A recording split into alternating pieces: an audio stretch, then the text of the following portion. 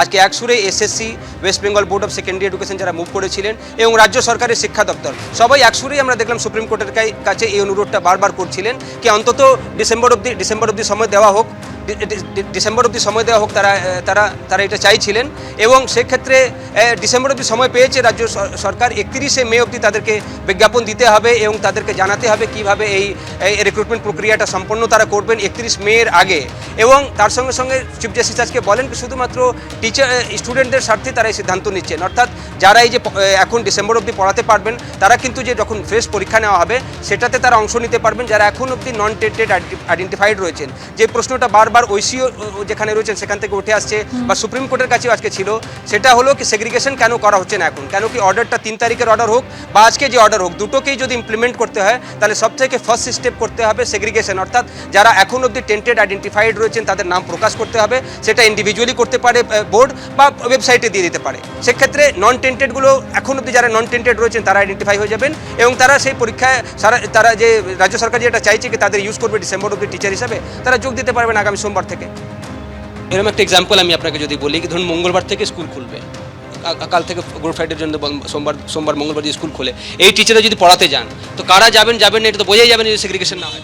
একদম, তার আগে তো অবশ্যই এটা ওই 6276 জনের মধ্যে কারা রয়েছেন সেটা তো মানে আইডেন্টিফাই করে স্কুল সার্ভিস কমিশনকে দিতেই হবে। তারা নিশ্চিতভাবে ইন্টারডিপার্টমেন্টাল, তাহলে কি এখন বল পুরোটাই এসএসসি কোর্টে? এনাফ নয়, তার কারণ for public viewing OMR শিটগুলো upload করতে বলেছিল।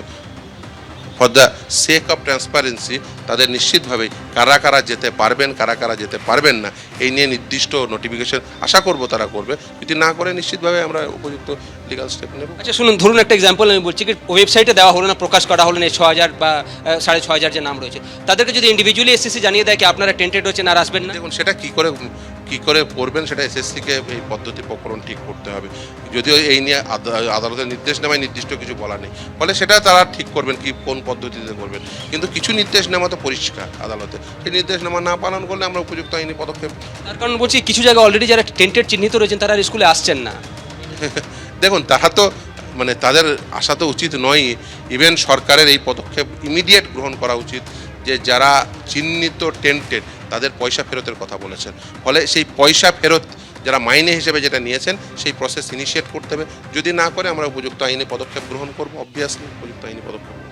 তো ফিরদৌস আহমেদ যেটা বলছেন কি আরও একটা গুরুত্বপূর্ণ ইনফরমেশন তিনি বলছেন কি সুপ্রিম কোর্ট এই অর্ডারও দিয়েছিল কি যারা টেন্টেড রয়েছেন তাদেরকে কিন্তু এই 4 বছরের টাকা ফেরত দিতে হবে, সেটারও কিন্তু এখনও রাজ্য সরকার সেই প্রসেস ইনিশিয়েট করেনি।